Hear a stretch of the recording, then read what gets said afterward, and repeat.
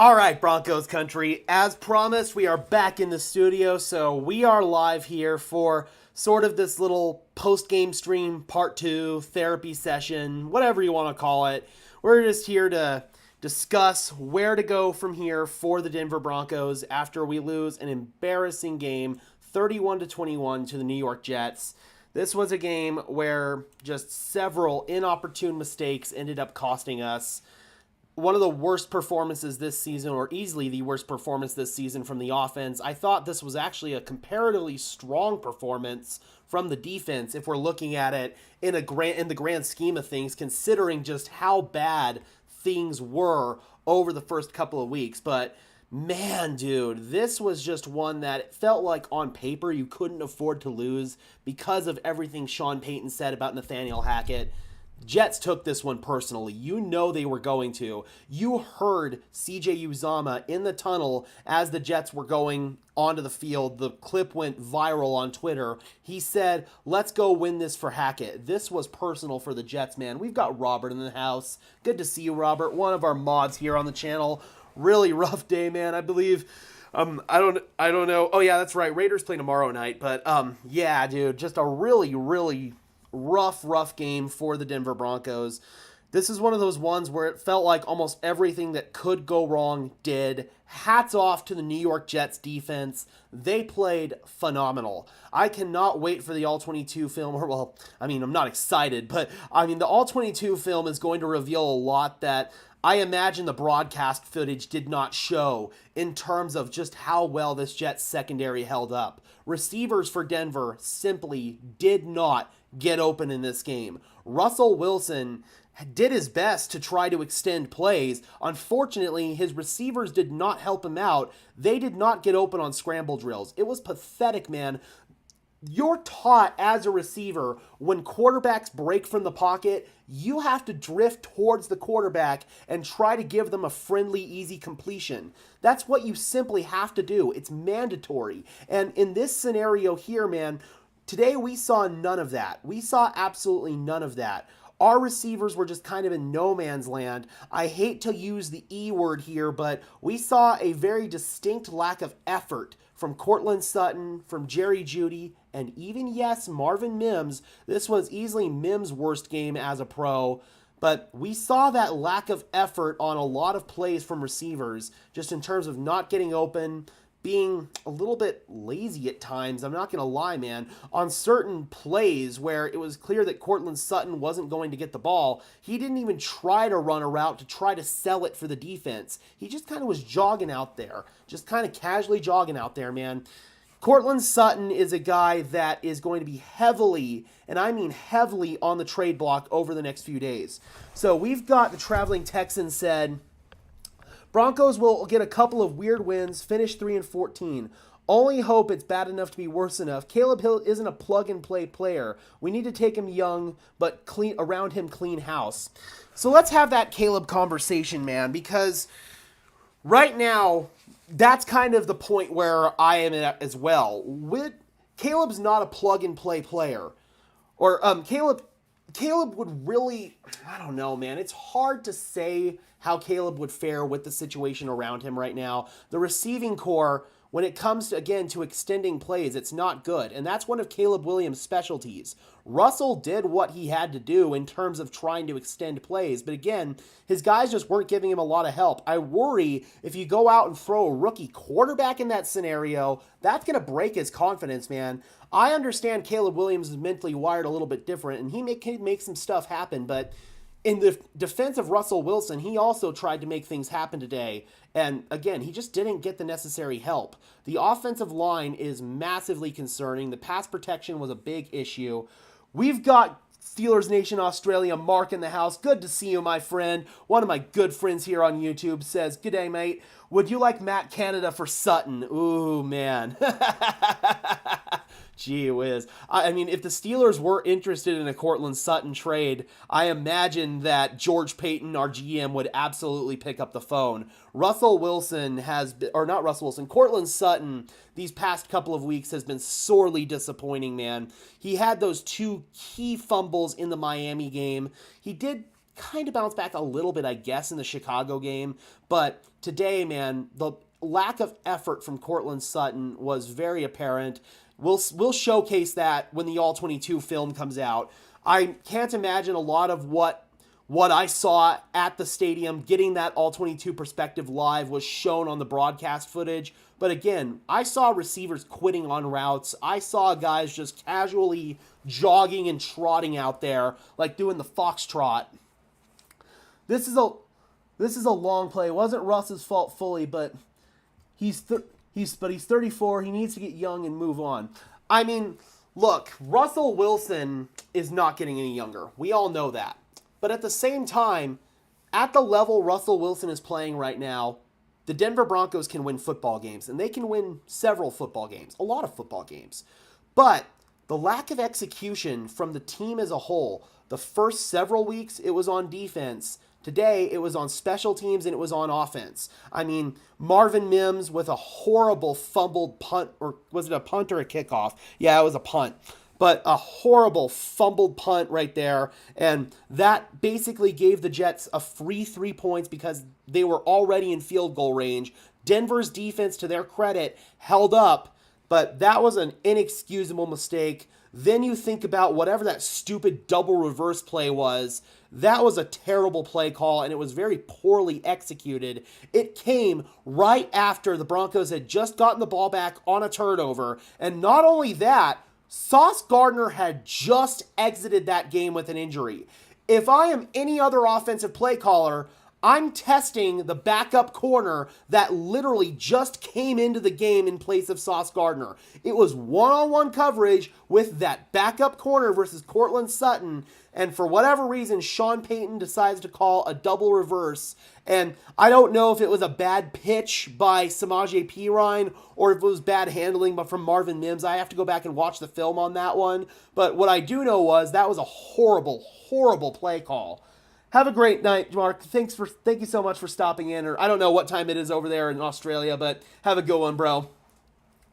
We've got Jennifer Musgrove in the house saying, hey, should they bench Wilson and bring in the backup quarterback? Absolutely not. Absolutely not. Russell Wilson did have 2 bad plays today. We broke them down in an earlier video that I put on the channel right when I got home. I sat down and I made that video. First one was the safety. That was a horrible play. Russell has to get the ball out to Samaje Perine. He's wide open on a little sit route, just sitting there. And Russell, for whatever reason, does not pull the trigger. I don't know if he couldn't see Perine over the mud from his offensive line. We'll hopefully get to see the All-22 angle that's behind Russell Wilson when the All-22 comes out, so we can tell exactly what Russell saw on that play. But for right now, just based on what I saw in the stadium and based on what I saw from the TV copy, that was a horrible play from Russ. Then, on the strip sack fumble, that was bad execution all around. Now, when I first saw it in the stadium, I thought that it was a blown assignment from Mike McGlinchey, and I thought it was a miscommunication maybe from him and Quinn Miners. But actually, when I look at it again, I think Russell reads the wrong side of the field. He has to read the other side of the field. And B, I think he's expecting his back to give a little chip. And that doesn't happen. That's the play where Sean was furious. Again, I have not seen the TV copy yet. But that's apparently the play where Sean yelled at Russ and said, that's where you need to throw hot. The back was hot on that play. And yes, he was. So that one, again, is on Russ. And to make matters worse, he doubled up a bad play, essentially, by leaving the ball exposed, and that allowed, I believe it was Quincy Williams, to strip it, and then the Jets returned it for a touchdown. So, at the end of the day, man, Russell Wilson had 2 bad mistakes in this one, but his play has overall elevated the team. In other plays today, again, man, it was just guys weren't getting open downfield, and that's partially on the play calling for continuing to dial up those longer developing routes when they just weren't developing. That's also credit to the Jets secondary. They played phenomenal in this game. I mean, Russell had virtually nowhere to go with the ball, and by the time the play breakdown, he'd try to extend the play, but you'd get a holding call, you'd get some other negative play. I mean, you'd get somebody getting beat on their block, and just bad stuff would continue to spiral downhill from there. Let's see here. Jennifer says Russell keeps fumbling the ball again. That's a problem. Bad ball security, that's an issue. But that doesn't, in my opinion, warrant him getting benched. But that's just me. We got Gabe says red zone play calling in the first half and abandon the run in the second half. Loss is on Peyton. I would agree. The loss is absolutely on Peyton. Absolutely on the offensive play calling. I can't have any qualms with how the defense played. I really can't. I mean, especially with that interception at the end, man. I don't know what the Jets were doing when they threw the ball there on third down. What were they thinking, man? Run the ball with Breece Hall. He's been unstoppable all day long. Best case scenario, you pick up the first down. Worst case scenario, I mean, you kick a field goal and Denver now has to go downfield and get a touchdown to win the game instead of get a field goal to tie it. Again, I don't know what the hell the Jets were doing throwing the ball there. Pat Surtain made an incredible play on the ball. So defense actually put us in a position to win the game, but at the end of the day, the offense could not execute. Let's see. Thank you so much, Jennifer. I really appreciate it. We got Jess in the house. How you doing, Jess? Good to see you. One of our mods and one of our greatest supporters here on Broncos Syndicate. We've got Gabe saying Benito got tired. It looked like, and I don't blame him, man. He was probably our best rusher out there. Again, I have to go back and look at the tape, but he had a couple of really nice rushes in the first quarter, had a couple of sacks. He looked great, man. I have no qualms at all with how Benito played, and I don't blame him at all for being gassed, especially playing in the altitude. Gee whiz. If I was Gage, I'd take a phantom due for Cortland Sutton. I mean, dude, Cortland Sutton today, I can't even begin to excuse just how bad his play has been. The route running's been bad. I hate, again, using the E word, but it feels like the effort hasn't been there. He had two back-breaking fumbles against Miami. Again, man, if there's a wide receiver that's out the door right now, it's Cortland Sutton, and the Broncos are probably going to have to sell low. They're not going to get as high of draft value as they want from Cortland right now because he's not playing at a high enough level. He's just not.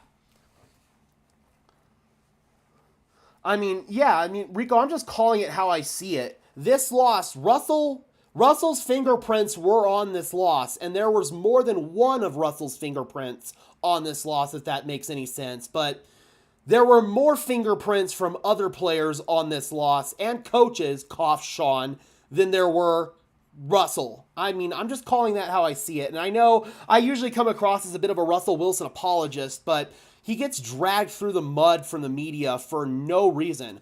I will call out bad play from Russ when I see it, just like I did in that video that I put out a few minutes ago on the channel. But I'm also not going to sit here and just completely say that this loss is Russell Wilson's fault, because it wasn't.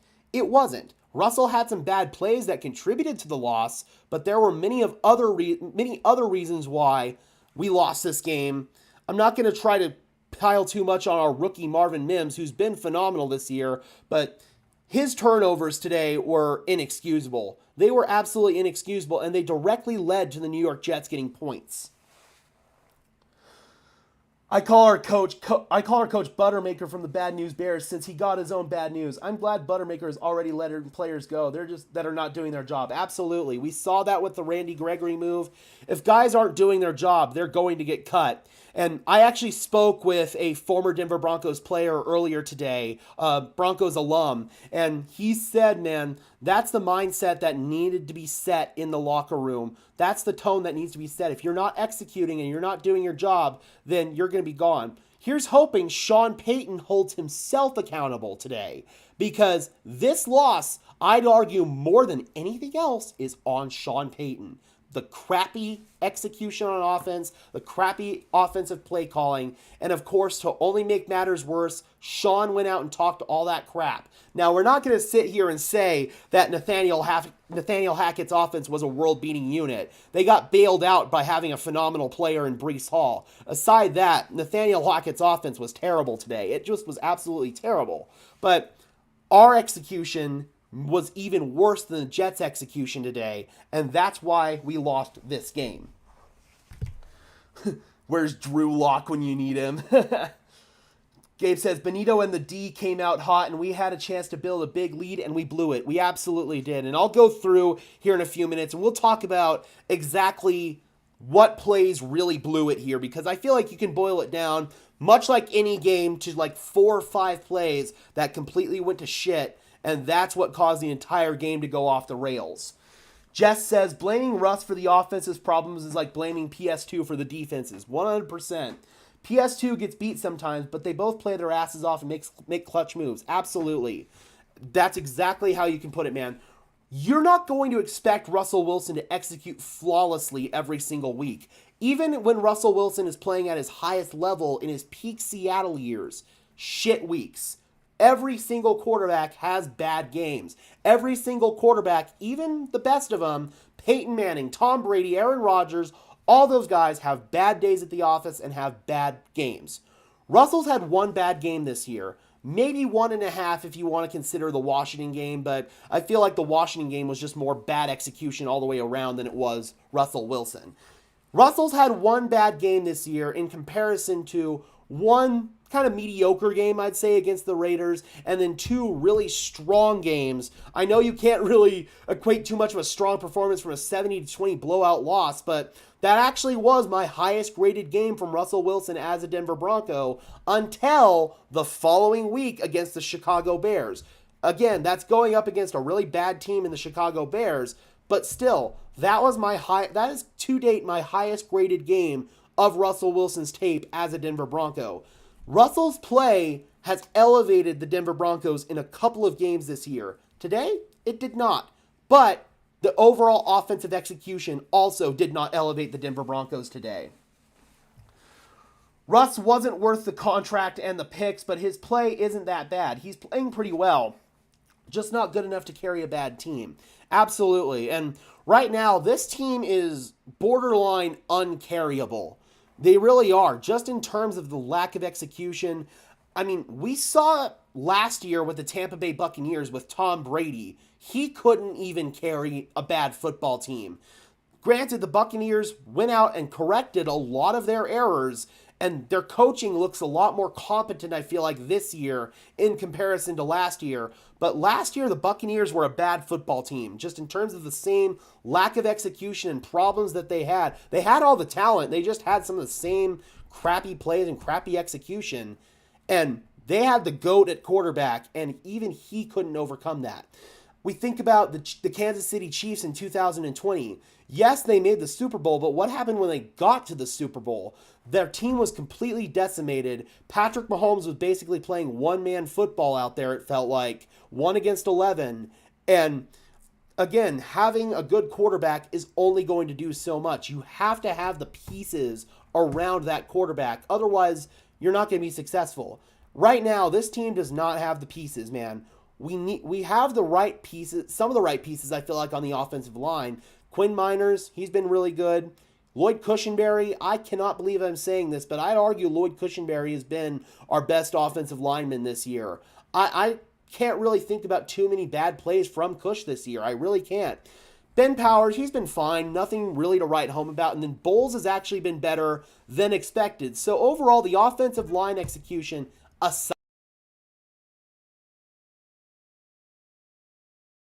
continues to plague the Denver Broncos.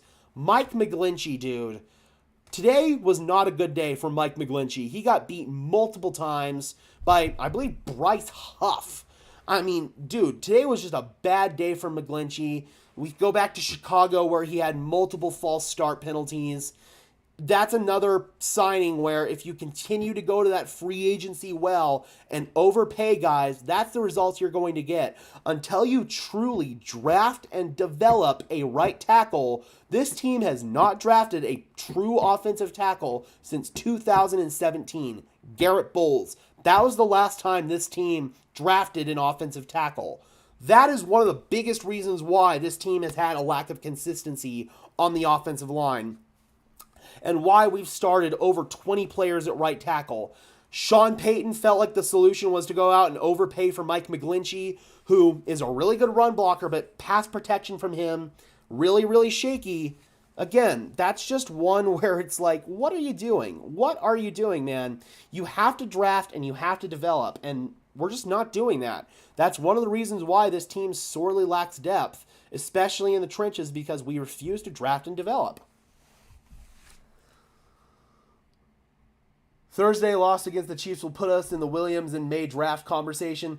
I still think Chicago gets the number 1 overall pick.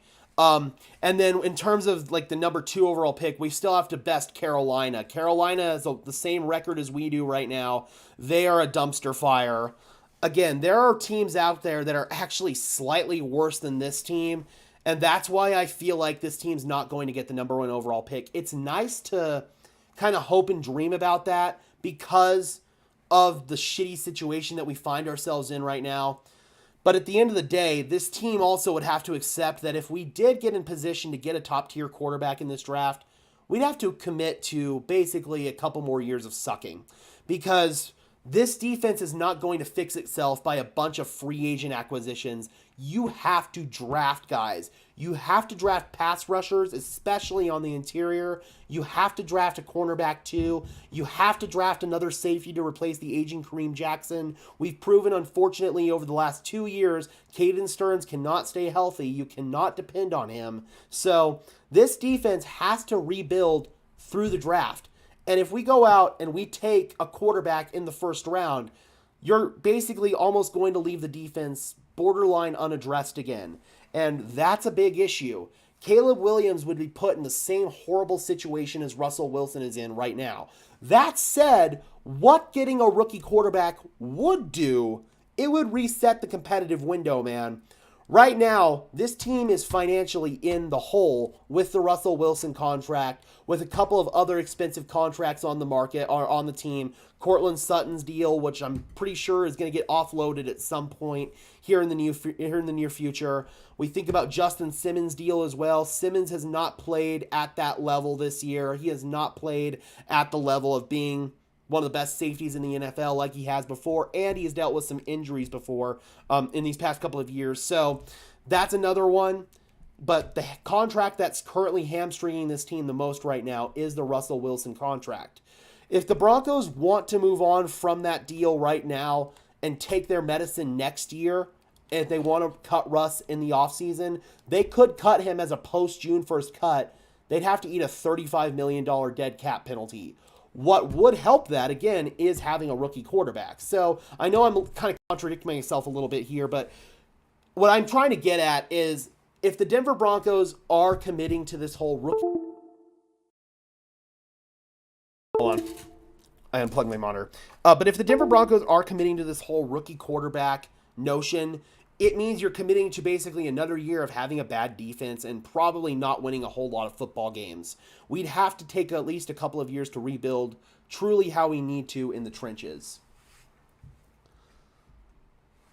Jess says, imagine if Russ has the same coaching and offense that Peyton Manning came into, even with just an average defense. I mean, absolutely.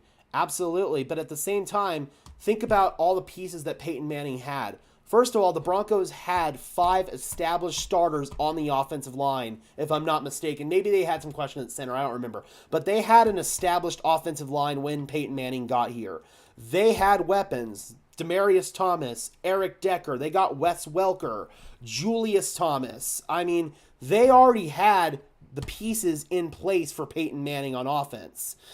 I hate to say it, but it feels like Denver's weaponry core has always been a little bit overrated. Jerry Jeudy's not a number 1 receiver in the NFL. He's not. He's a great Robin, but he's not a Batman. He will never be a Batman. Cortland Sutton looked like he could be that dude in 2019 before he tore his ACL. Ever since then, it looks like that's just not the case anymore physically. And mentally, that same dog mentality from Court, it feels like it's kind of fading, man. It just feels like it's kind of fading a little bit. Tim Patrick, he's a great role player, absolutely. A great wide receiver 3, but unfortunately, these past 2 years, he's been injured before the season even started. Greg Dulcich, I like him. He's a great explosive weapon. The Denver Broncos haven't really utilized him to his greatest strengths, but also we can't sit here and say that Greg Dulcich doesn't have deficiencies as a player, especially as a blocker, and that's why Adam Troutman was named the starting tight end over Greg Dulcich. When you have Adam Troutman as your tight end 1, that's not good. Noah Fant, same issue. Noah Fant and Greg Dulcich, I almost see the exact same player in them. I think Greggy's a little bit more athletic than Noah is, But again, I literally see almost the exact same player when I look at Greg Dulcich and Noah Fant. Two pure receiving threat tight ends who bring almost nothing in the blocking game, meaning that you can't really play them on rundowns, meaning that when they're on the field, defenses know that you're likely going to pass the ball and it puts you at a disadvantage. That's why it's hard to get guys such as George Kittle, such as Travis Kelce, such as Rob Gronkowski, but there's reasons why those guys are regarded as the best tight ends in the NFL because they can not only contribute as receivers, they can also contribute as blockers. Kelce, not as much, but George Kittle, Gronk, those guys were basically also known as almost like sixth offensive linemen out there because of their dynamic abilities, both as receivers and as blockers. The Broncos don't have that kind of player right now. And then don't get me started on the offensive line, man. Garrett Bowles has been the pinnacle of inconsistency for the Denver Broncos. He's been, again, so up and down. He's had probably one good year out of his career, although this year, again, is probably one of his better years aside from that 2020 season, but he's been the pinnacle of inconsistency. We think about all the issues we've had at left guard. We thought we finally had it solved with Dalton Risner. Unfortunately, Risner just never developed like we hoped he would. A lot of the same issues that he had coming out of college never really got corrected when he came into the NFL, and that's even playing under the best offensive line coach in the history of the game in Mike Munchak. Then we think about center. It's taken a little bit of time for Lloyd Cushenberry to put things together. Before that, Matt Paradis dealt with injuries. Then right guard. Looks like we finally got that problem solved, at least with Quinn Miners. And we've already discussed right tackle. So again, man, this offense is a far cry from the established offense that Peyton Manning walked into as a member of the Denver Broncos. And that's part of the reason why I feel like Russell Wilson has failed to meet expectations is because the expectations were set too high because because the weaponry group for the Denver Broncos was overhyped by the media. That's kind of how I feel about that whole situation. All right, I basically just turned that whole segment into a video that I'm going to put up, so that actually worked out. I really loved that question. Thank you guys for asking that, but I'll go back to reading the chat here. I just wanted to kind of go into video making mode a little bit with that last one. That's the key, man, to being successful in the YouTube game. Do these live streams and get videos out of those live streams, man. So let's see. Let's go back into the chat here. Gabe says, who do you see us actually beating us with how bad the run D is? Or us actually beating, let's see. I think Vikings because they play down to their competition a lot. Browns kind of the same thing, although their defense is so vaunted. It all depends on Jerome Ford and Kareem Hunt, how well they perform. We'll get one at least out of the Chargers. We always do. I don't care how bad both teams are or how good both teams are. It seems like we always split with the Chargers or we always sweep the Chargers. Last time the Denver Broncos lost 2 games to the Chargers was 2010, Josh McDaniels era. So we'll probably squeak out at least one against the Chargers. Besides that, man, I don't know. I really don't. Maybe Green Bay, because, again, they've kind of played down to their competition this year. And Jordan Love's been okay, for sure. He's had some nice moments. I feel like the offensive play calling for Green Bay has not been good, and the defense is god-awful. They run a very similar soft shell Fangio defense. This is one where I feel like Russell Wilson could actually have a really strong game is against Green Bay. Kansas City's defense has been really good, and that's not something you would normally think of when you think the Kansas City Chiefs. So that's another one, man. That's another one where at least the offense can perform well, but with how bad this run defense is, again, man, we go through and we look at Breece Hall. He ripped out another massive touchdown run. One play, man. That's all it took. We think about it. He did it last year in the game against Denver. Unfortunately, he tore his ACL in that same game, and he did it this year, man. Breece Hall is a phenomenal player. I don't know why the Jets didn't put the ball in his hands at the end of the game. They gave Denver the opportunity to get back into the game. Unfortunately, that strip sack fumble prevented that from happening. We got Michael Ronquillo in the house saying, thanks, Gage, for your dedication to Broncos country, covering the Broncos through the bad times. Absolutely, man. And this is almost like therapy for me, too. I mean, this is This makes this slightly more tolerable, building up this awesome community. I got to attend the game today with my two fellow co-hosts on the 5280 podcast, Muntungus Creevy and Glenn Hauser. Got to meet up with my other co-hosts. We all got together for dinner last night. Cam Parker, some of my favorite people in the world. This community, guys like people like Jess, people like Robert, people like D-Rock, people like Gabe, people like Michael Ronquillo, all you guys make this community so much better. I got to meet a couple of fans out there at the game today. One of them recognized me when I was walking to my seat, and then another one when we were waiting to get on the light rail train to leave the game. That was absolutely awesome. That's why I love doing this, man. This community is the best. Through the good, through the bad, Broncos country is the most dedicated fan base in football and the best fan base in football, even though right now times are a little bit dark. Let's get back into the chat here. Jess says, Bowles and Cush have been playing with some heart and pride, probably saving Russ's life, to be honest. Absolutely. I mean, again, the offensive line has mostly played decent. They've kept Russell upright, but right tackle, just a big issue, man. The Broncos have some question marks they still have to figure out on the offensive line, but I at least feel like they're going in the right direction, if that makes any sense. They have a clear philosophy of how they want to build this team, and that's build the offensive line. Mike McGlinchey signing, unfortunately, looks like a whiff in that department.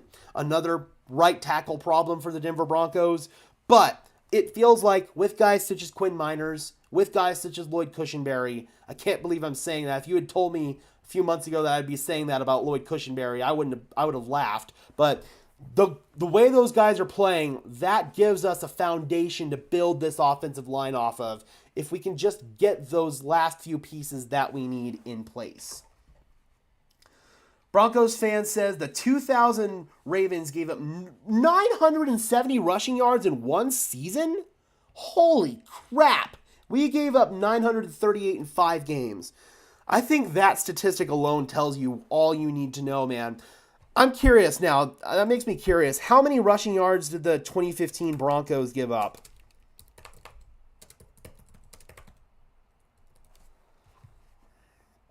Let's see. 1,337 yards allowed. That's how many rushing yards the Denver Broncos defense in 2015 that won us a Super Bowl gave up. We've given up over 900 yards in 5 games. That's disgusting. That is the heart of the problem for the Denver Broncos right now, the run defense. They are getting their asses kicked in the trenches right now. Absolutely kicked. It's disgusting and it's wrong. And I really, again, man, you have to commit to a rebuild on the trenches. You have to draft and develop offensive tackles. You have to draft and develop depth guys. I want the Broncos to draft at least 3 offensive linemen in this upcoming draft. I'm not even exaggerating. They have to draft linemen. Offensive linemen especially, but a few defensive linemen too. They have to build in the trenches. Shit. Sorry, I didn't know how long that was like that. But they have to build in the trenches. They have to draft and they have to develop. That's mandatory. Have to do it. That's the only way this team is going to get better long term. Just draft a quarterback and build a great D through draft and free agency. We've proven time and time again, you have to build it through the draft. And if you take a quarterback with that first pick, that's going to kind of hamstring your ability to really build a strong team in the draft. That's why, again, man, Russell's playing well enough for this team to win. If we can build a defense and maybe actually get another receiving threat in, I would not be opposed at all to the Denver Broncos taking Marvin Harrison Jr. I really wouldn't. This team needs a number 1 receiver. They don't have one right now. They have quasi number 1 receivers in Cortland Sutton and Jerry Jeudy, but on almost any other team in the NFL, those guys would be number 2s, number 3s, number 4s, especially Cortland Sutton. That's why the Broncos need a true alpha number 1 receiver. We haven't had that, I'd argue, since peak prime Demaryius Thomas. That's the last time the Broncos had an alpha number 1 receiver that had that my ball mentality. Broncos haven't had that since peak Demaryius Thomas. They really haven't, and that's an issue. That's a big issue. Jess says, are Only one quarterback won't save us, and we can't draft and develop players for shit. Absolutely. Absolutely. Dulcich will play 5 games before pulling his hammy again. Michael asks if Dulcich will be back next week. I think maybe we might be shooting more for like week 7, just because this week is a short week. I think they'll have those 10 days to prepare and get him right going into that Packers game. So that's when I feel like we could see Greg Dulcich back in the fold for the Denver Broncos, is week 7 versus the Kansas City Chiefs. But again, I feel like he's mostly going to be utilized on like third down situations, especially as a big slot receiver. That's something we saw a lot of in training camp, and something that we've seen quite a bit of as well in the early part of the season. Uncle Jacob says our linebackers are getting attacked too. Absolutely. It's just bad in the trenches all the way around. Robert says, hey, Gage, listen to the game, so haven't seen the problems, but this one physically made us sick. Absolutely, absolutely. It was, just a brief synopsis, man. Lack of execution on offense. Receivers not getting open. That was the biggest issue. Defensively, we actually played comparatively well. Forced them to a lot of field goals in the red zone. I believe 3 field goals in the red zone. Breece Hall ripped off a big touchdown run against us. That obviously killed us. But overall, this was probably the best day from the defense and the worst day from the offense. And again, a big special teams blunder as well, with Marvin Mims fumbling that punt. That was another big killer for us as well. Oh, Sanders was a great wide receiver as well. Absolutely. Okay, I mean, not to disrespect Emmanuel there. I just feel like, again, the last time the Broncos had a true alpha number 1 guy that you can depend on every single down, that would be Demaryius Thomas. I mean, Sanders, again, love him. One of my favorite players to ever put on a Broncos uniform, but I'd also argue he was a little bit more of a Robin than a Batman, but he was a freaking good Robin, man. I almost cussed there. He was a freaking good Robin, man. He really was. Like, brought that dog mentality that this team sorely lacks right now. This team doesn't have dogs, man. They don't have guys that are going to go out there and fight on every single down. Be like, I'm going to fuck you up on every single down. That's Emmanuel Sanders. That's what he brought to the table, and that's what this team is sorely, sorely lacking right now. Bronco fan says, I would trade Sutton to the Cardinals for a 4th-round pick. I don't even know if he's worth a 4th-round pick right now. With how bad he's playing, I mean, again, I hate using the E word, but the effort has not been there. Especially today, it was awful. I mean, I saw him literally just like track jogging on routes where it was clear that he wasn't going to get the ball. It was pathetic. I mean, at least try to sell it. What the hell? DS, I appreciate that comment, but that's something we cannot. No, I have to delete that comment. I'm sorry.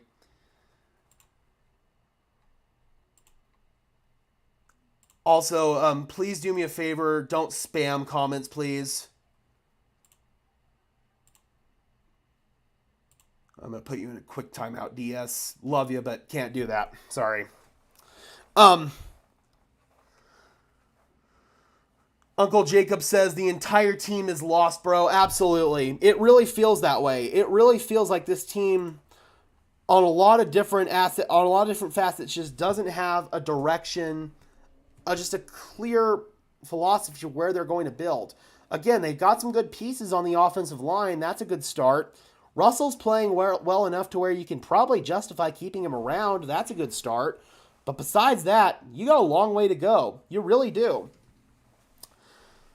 So let's talk about VJ, Uncle Jacob, because seeing your comment there saying Vance Joseph has to go, he will be gone at the end of the season. Vance Joseph will 100% no longer be the defensive coordinator of the Denver Broncos unless this team wins almost every single game on the remainder of their schedule, which we all know is not going to freaking happen.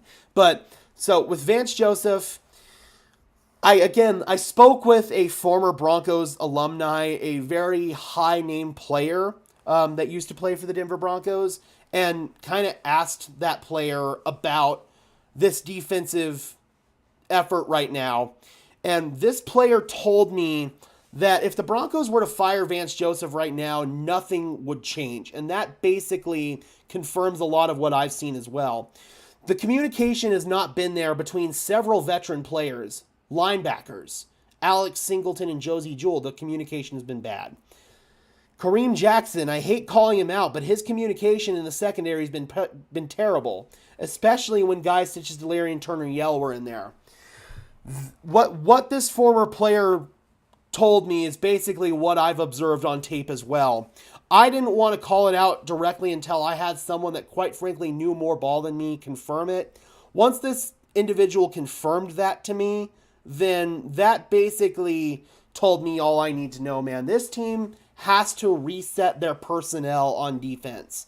Firing Vance Joseph is not going to...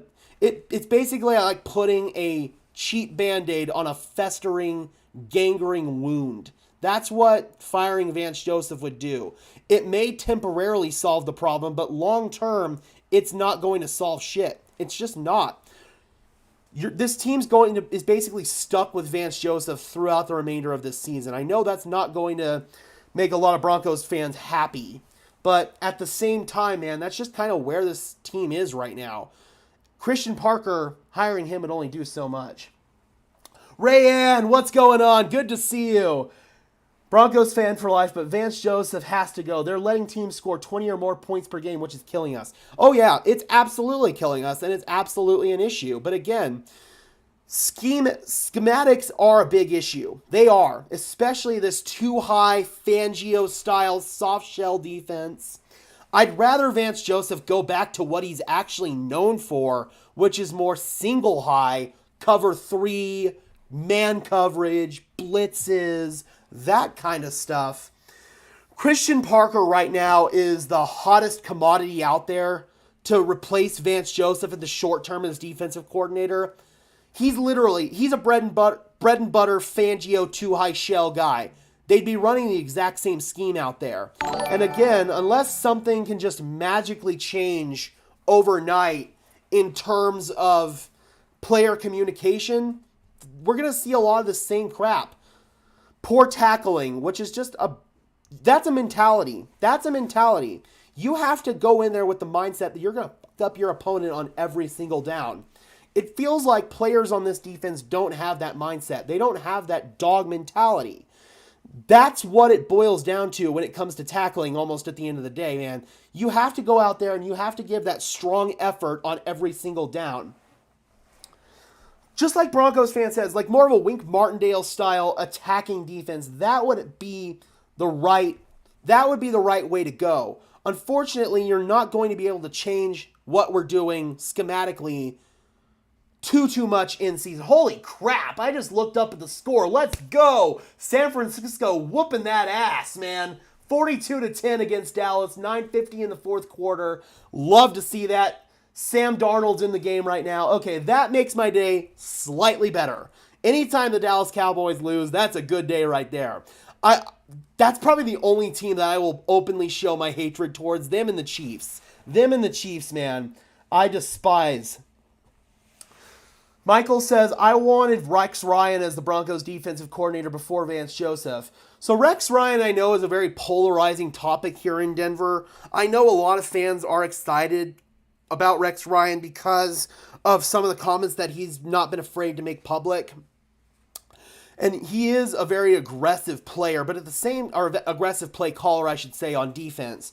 But at the same time, Rex Ryan has been out of the NFL since 2016. And the NFL has changed a lot, and I mean a lot, in the last 5 years, really ever since 2017 on. First of all, you see a lot more college-style spread offenses in the NFL, where it's a lot more like 5 wides, a lot more 11 personnel on offense, 1 wide receiver, or 1 running back, 3 wide receivers, and 1 tight end. A lot more of those kind of personnel groupings.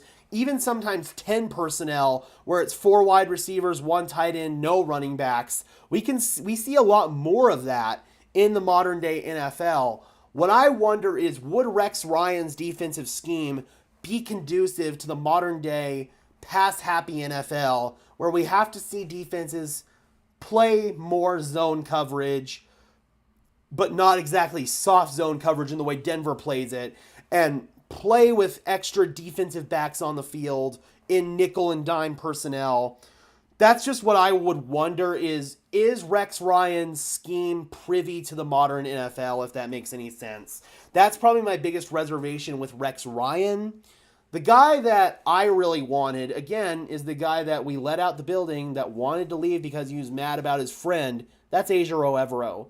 He offered a really happy medium to me where we had some of that too high Fangio stuff, soft shell, but he knew when to bring it out and when not to bring it out. He knew when to play press man coverage. He knew when to load the box when offenses were going to run the football. He knew when to bring pressure against the opposing quarterback.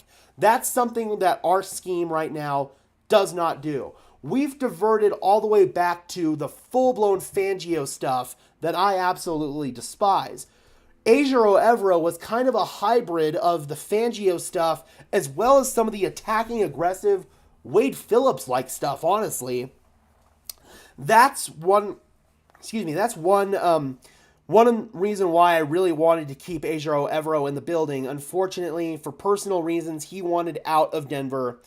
Can't really blame him. He's in probably a better situation long-term for him in Carolina. But that's the reason why I really wanted Ejiro Evero to still be here. Vance Joseph was a bad hire. We can all acknowledge Vance Joseph was a bad hire. He was a bad hire the first time around in Denver. He was a bad hire in the second time around in Denver. Rayanne, thank you so much for the 3417. I really appreciate you. That is so awesome. Thank you so much for helping keep the lights on here on Broncos Syndicate. Really grateful. Absolutely humbling. Thank you so much, Rayanne. I really appreciate you. Guys, my voice is starting to go. I'm going to go get a glass of water real quick. I'll be right back. I don't want to walk downstairs right now to the vending machine and get a Mountain Dew, so I'm just going to get a glass of water real quick. I'll be right back.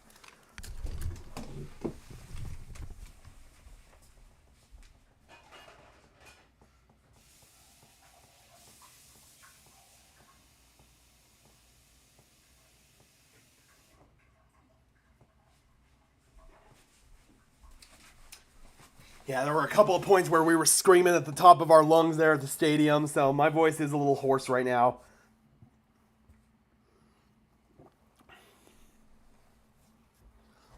Uncle Jacob says, we should have lost that Bears game had the coach been smarter. We would have lost. Absolutely. Absolutely. I mean, at the end of the day, though, man, Russell Wilson bailed us out on that one, and so did the Bears' incompetent coaching.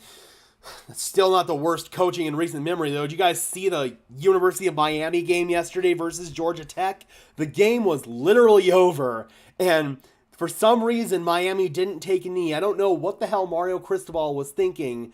They fumbled the ball after the handoff, and then Georgia Tech was able to go downfield and score a last-minute touchdown to win the game. It was literally another reiteration of the miracle in the Meadowlands. So, as bad as coaching has been in Denver, man, at least we're not the worst coached football team in the history of football. Yo! Thank you so much for the hundo! Let's go, Rayanne! Oh my god, thank you so much! Woo! Let's go! I really appreciate you. Thank you so much, guys. That is extremely humbling. Thank you. I really don't know what to say. I really kind of speechless. Thank you so much. I loved last year's D. They were so tough and stuck it out for so long before injuries finally got them down. Yeah, injuries did get that defense down. That and, I mean, Bradley Chubb is such a polarizing player. I think the Broncos made the right move moving on from Bradley Chubb, especially considering the contract he got in Miami and the lack of production he's had in Miami. But at the same time, though, you can't sit here and say there wasn't a clear and obvious drop-off last season on defense for Denver after Chubb got traded away. That's something I feel like you have to at least acknowledge. But at the same time, you can also sit here and say that trading away Chubb was the right move, if that makes any sense. Same thing goes with moving on from Randy Gregory, man. At the end of the day, the dude wasn't producing. The dude was not producing at the level that we needed him to produce at. He had one pressure, or I think it was 0 pressures on the year. He had 1 sack, but it was a coverage sack, where our secondary actually held up pretty well, and Sam Howell held on to the ball too long. It was the game against the Commanders. Dude, another 50! Thank you so much. If I'm like Tom Grossi, if I had the cat to boop, but I don't know where it'd be on the green screen, but I'll boop the Bronco nose for you there. Boop. Thank you so much for the 50, dude. Thank you so much. That's awesome, dude. I'm always terrible when it comes to expressing my gratitude in these situations, putting it into words. Just know that I'm super grateful. Thank you so much. Really does not go unnoticed. Really does literally help keep the lights on over here. We've got Garrett Shelton in the house. Clickbait. Yep, I love again how I've been kind of known as the clickbait channel when channels out there such as Chat Sports exist. That channel is literally a clickbait channel. I mean, yes, I can get a little stretchy with my titles sometimes, but I feel like I bait to click more than clickbait. I actually always deliver on what was in the title. It can be a little grabby sometimes, sure, but I always deliver with what I said I was going to deliver in that video. So, yeah, that's what I feel like the difference is between clickbait and baiting to click. Jess, I've said this already, just you being here is the greatest form of support. Same with everybody in this chat. Thank you so much for tuning into the stream. That's literally the best way you can show your support for this channel. Also, liking the stream and subscribing to the channel, again, goes such a long way. The likes literally tell YouTube's algorithm to push this stuff out. Literally, that's why I say it in every single video, because the likes literally are what fuels YouTube's algorithm. Even the dislikes too, actually. Like, a highly disliked video doesn't hurt a channel's engagement in the long term. It still tells YouTube that it's a controversial video sometimes, and it actually allows that to get seen more and more. Like, I had a video on my second channel, Sparkin' Sports Football, by the way. Dude, Rayanne, thank you so much. Oh my god. I absolutely, man. Once I get in a position where I can pay it forward, I 100% absolutely. I want to get to where Tom Grossi was organizing these big charity events. I mean, what he did for 30 and 30, how much money he raised for St. Jude was absolutely incredible.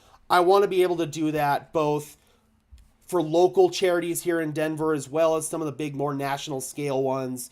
I like to always weed out which ones are actually doing good work and which ones are kind of preying off the public a little bit. Not to get too political here, but that's something I always like to look for. Always like to look for when I'm trying to be philanthropic. Unfortunately, right now, I'm definitely not in that position. I mean, I live in a crappy little studio apartment, but and I live with someone else in that crappy little studio apartment, but still, man, once I'm in that position, I absolutely intend to pay it forward. I absolutely do. Michael, have a great night, man. Thank you so much for being a great supporter out there, all the way from Tucson, Arizona. Go Broncos, buddy. Have a good night, man. Really appreciate you. You know what?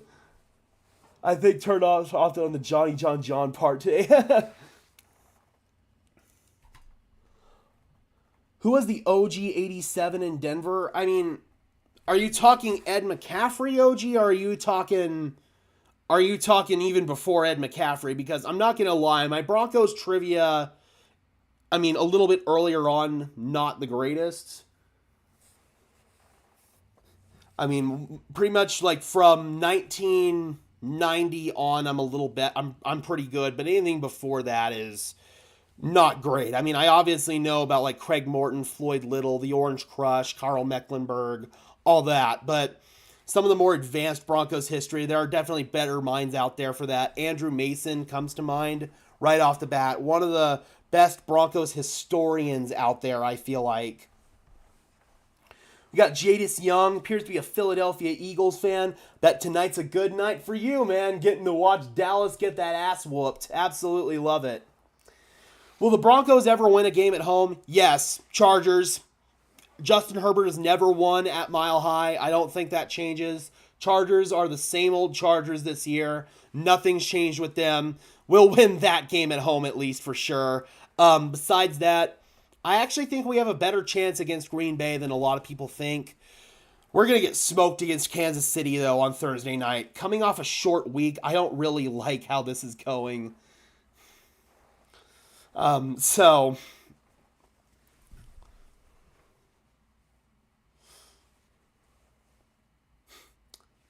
hey, Green, there, there's this thing called being a YouTuber, dude. There's this thing called engagement. Yes, the team's 1-4, but come on, dude. There's this thing called being a YouTuber and doing the typical YouTuber shit. Sorry, that completely got me off track there. But anyway, we go back into the chat here. See what else people are asking here. Had to turn Perna and Grossi off today, says Robert. We will be back for streaming for the Kansas City game, and what's going to be nice about that game is it'll be on Amazon. Amazon does a service called Prime Vision. They give us live all 22. So that means we'll actually be able to see what's going on the field from the all 22 perspective. Are receivers getting open downfield? I haven't watched the TV copy yet, but receivers were not getting open for the Denver Broncos in this game, man. It was terrible, especially on scramble drills. Historically, I know that the all 22 or that the TV copy doesn't really show that. So that's why I feel like you have to really watch the all 22. And again, Amazon gives you that option. What's cool is if you don't want to pay for Amazon Prime, the games are streamed for free on Twitch. Both the regular version with the Prime Video channel and then their Prime Vision channel on Twitch. That's where you can get the live all 22 for free. So, yeah, it's fantastic. I did watch the quarterback documentary, Jadis. It was very well done. Very well done. And then basketball, I mean, I'm a very casual basketball fan. This was the first year that I really started getting into the Nuggets, appropriately enough. So yeah, I'm a casual basketball fan, but I'm not immersed in this in any other sport like I am football. Football's my life, man.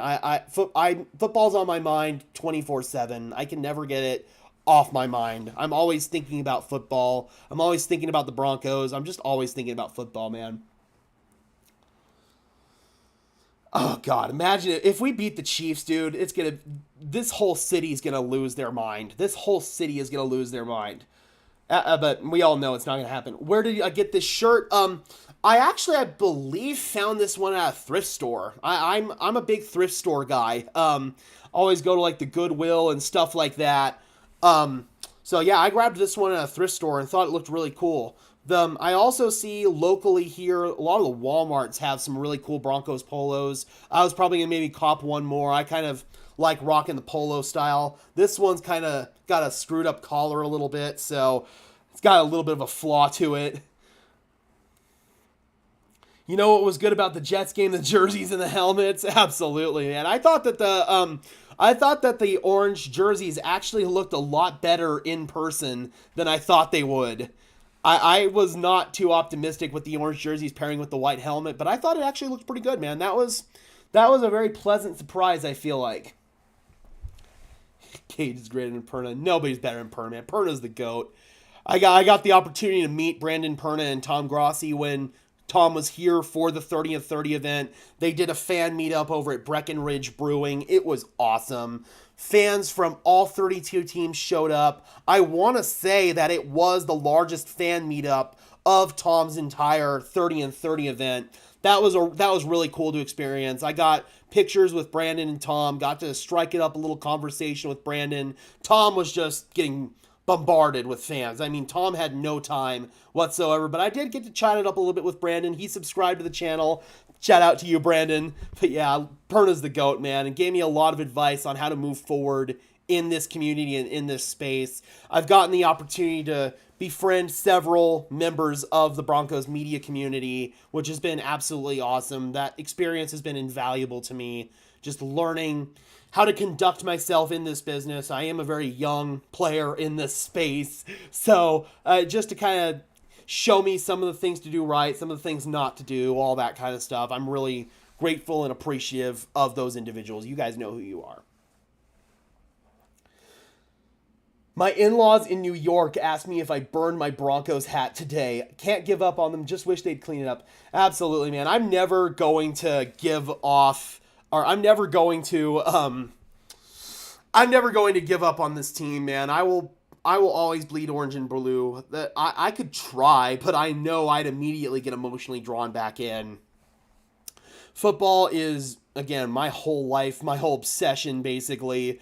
It's my vice, it's my addiction, both for the good and for the bad. And that sometimes means that you have to put up with bad football teams, and that's unfortunately been the case as a Broncos fan for the past 7-8 years. But at the same time, it hasn't been without its fun moments along the way. I mean, the excitement and hype when Russell Wilson first got here, that was really fun to be immersed into. Unfortunately, it died very, very quickly. The hope that Drew Lock gave us very briefly, that was another one. But again, man, there are individuals out there, a lot of them, that can say that they've never gotten to witness their team win a championship in their lifetime. I'm very grateful to say I have. And it's the best feeling on the world and an experience I'd never trade for anything. I really hope that I can experience that again, man. I really do. This organization is historically known for being a championship caliber organization. Yes, it's been a really bad few past years for us, but we're still the Denver Broncos, man. We're still one of the top organizations in football, have the most loyal fan base in football. I mean, our stadium sells out every single week. Sometimes fans don't show up, yes, but those tickets get purchased every single week. I mean, there aren't too many empty seats at Mile High. That goes to show a lot. Even when this team is down, I've only seen one time where this stadium had more than 15,000 people not show up. And that was Josh McDaniels in 2010. Good fan base eases the pain this franchise is putting us through. I mean, for sure. And it makes it slightly easier being a Denver sports fan. Obviously, we have the Nuggets, but I'm going to be just honest. I don't have an emotional connection really to the Denver Nuggets. I am emotionally connected to the Denver Broncos. This is my team. I only truly have one sports team, and that is the Denver Broncos. Yes, I mean, it was fun watching the Nuggets throughout that championship run, but it didn't give me that same feeling that I had watching the Broncos go on their run in 2015. It wasn't that same feeling, man. Nothing will ever match that again unless the Denver Broncos are able to find their way to win another Super Bowl. Meanwhile, we've got the Cowboys game wrapping up. Dallas got shellacked 42-10. Rank that on the top of things you absolutely love to see. Are they going to take a knee? Ha! Dallas just took a knee. Even if you're down 42-10, man, at least run the ball until the clock runs out. They took a knee. Man, talk about a team that's given up, dude. Holy crap. Today was a bad day for the Cowboys. And they're going to be the regular season champions of the year, but once it comes playoff time, same old Cowboys. Yep, this fan base is spoiled, Jess. We really are. And that's what makes this period so tough. It really does, because we're not used to this. We're just not used to sucking this bad. We're just not, as Denver Broncos fans. That's why this fan base gets impatient. It's kind of like the Pittsburgh Steelers, kind of what we're seeing right now with the Steelers. A very similar situation, I feel like, just with how complacent the fan base gets. I just don't care how other teams do unless it pertains to how it affects Denver. I don't even live there for 25 years. Oh, nice. Nice. So you were in Atlanta. Were you in Atlanta when when Elway took down the Birds? That's awesome. That's awesome. Jess says, we've been so close to beating the Chiefs. If the coaching is up to par and the players play to win some prize, we can totally win. I mean, again, man, it's not completely out of the realm of possibilities. Anybody can win on any given Sunday. Well, in this case, it's going to be any given Thursday. But anybody can win in the NFL on any given day. It's just, at the end of the day, man, you have to play up to your competition. The Broncos are going to have to play up to the team that's historically been the best in the NFL over the past few years. I actually don't think they're the best team in the NFL this season right now. There are better teams out there, I feel like. But we all know the Broncos' history against the Kansas City Chiefs. The fact of the matter is we've lost 15 straight games to the Kansas City Chiefs. That's unacceptable. The last time we beat the Kansas City Chiefs was 2015 when we won the Super Bowl. That was the Jamal Charles scoop and score game.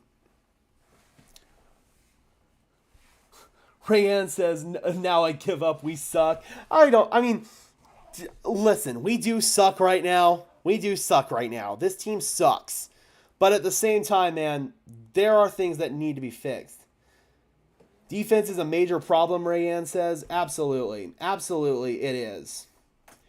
I feel like next year is going to be great. What do you think? I hope so. I hope that if we can get some things turned around, especially on that defensive side of the ball, this team can be in a position to be good, especially with the way that our quarterback's playing right now. If we go down the route of Caleb Williams again, we're basically accepting the fact that we're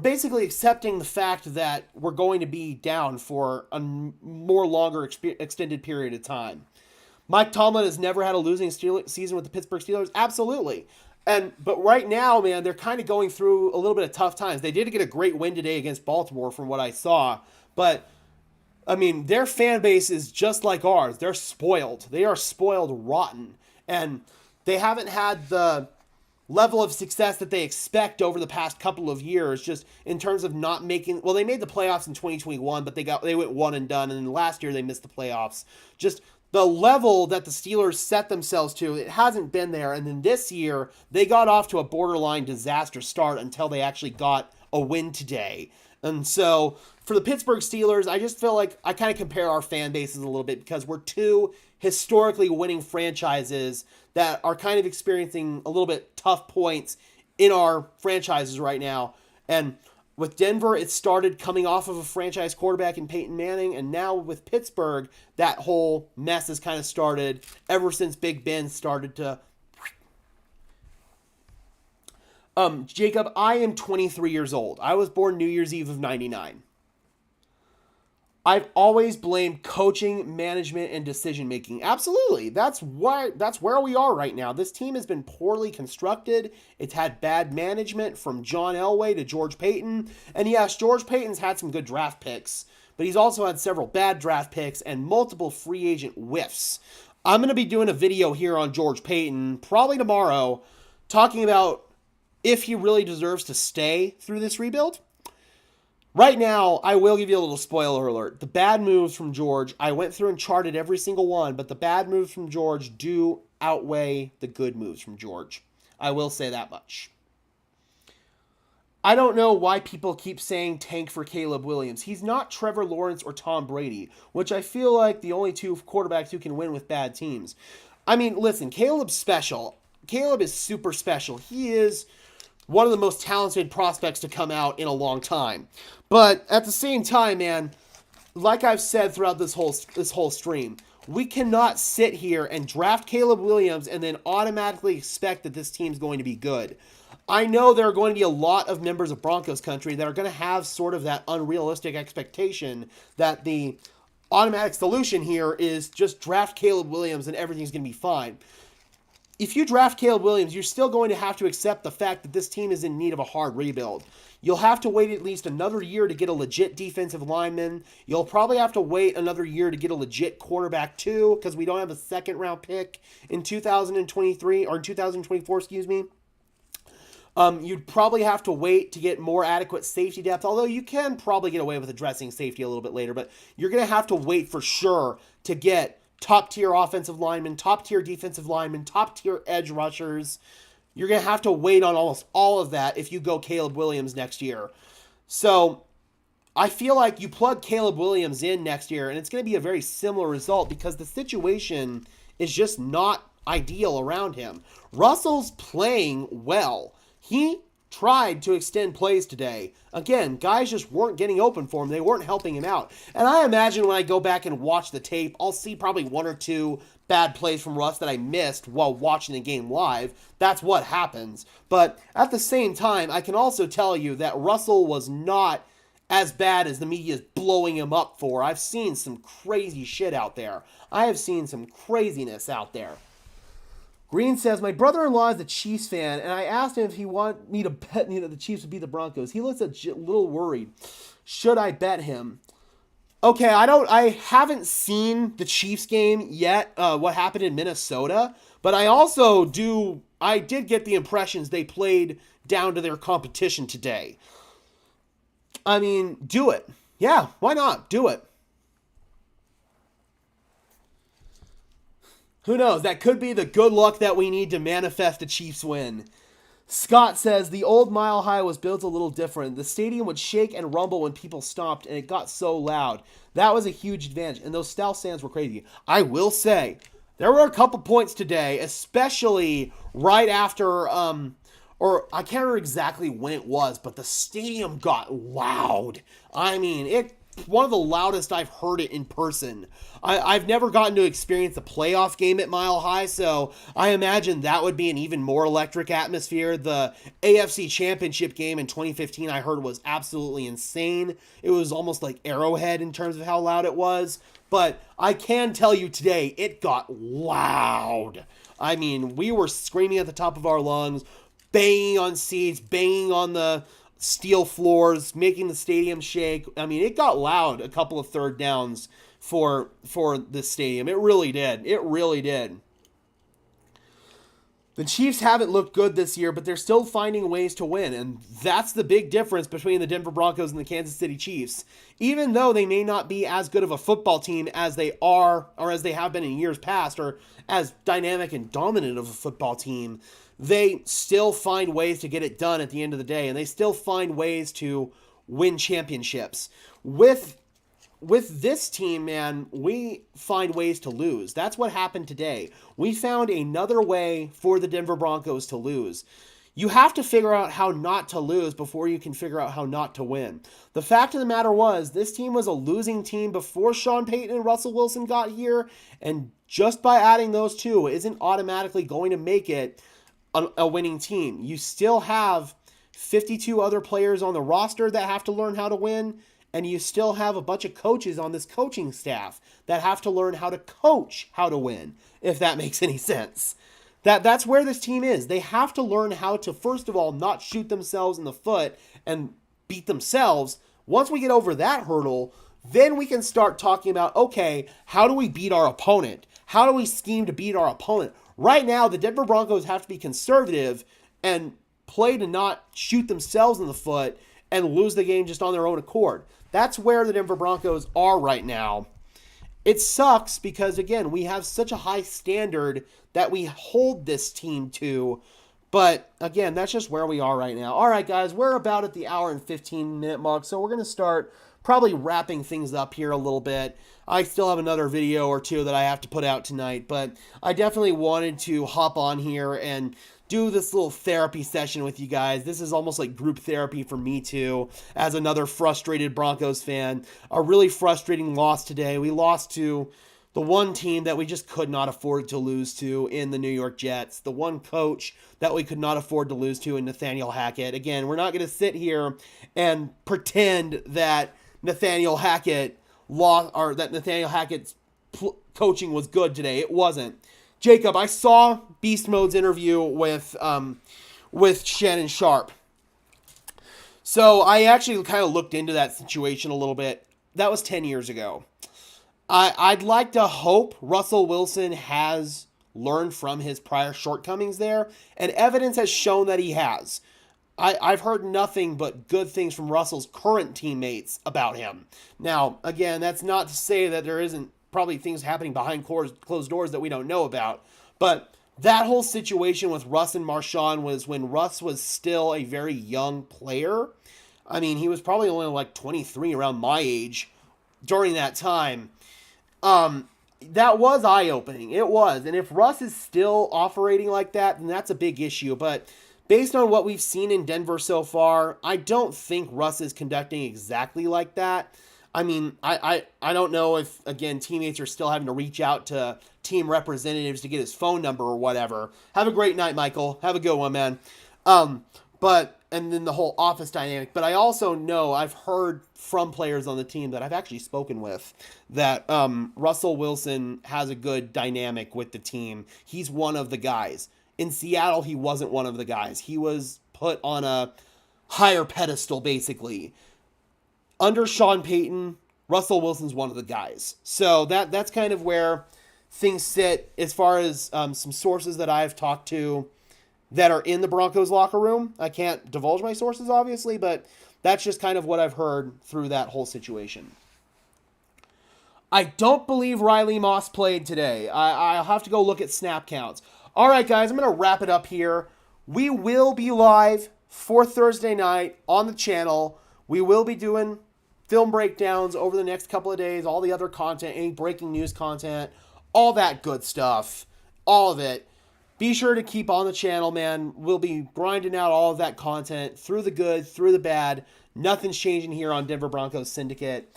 Mims did indeed disappoint today, that's for sure. Welcome in, Daniel. Good to see you. All right, guys. Thank you so much for watching. I would really appreciate it if you could just do me a big favor on your way out and leave a like on the stream. I would really appreciate it. That's a free and easy way to show your support. If you have yet to subscribe to the channel for more Denver Broncos news, film breakdowns, live streams, all that good stuff, be sure to subscribe. Would really, really be a great help.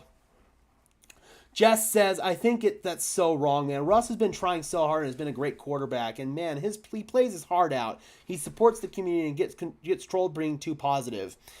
Yep, it's true. He does. He absolutely does. Did somebody grease the ball? Why were there so many fumbles today? I mean, I don't know. And it felt like almost none of them went Denver's way. It was horrible. Guys had butterfingers today. It was terrible. It really was. Have a good one, Jacob. Thank you so much, man. All right, guys, I'm going to dip out of here. And until next time, guys, I am your host, Gage Madrid, saying peace out.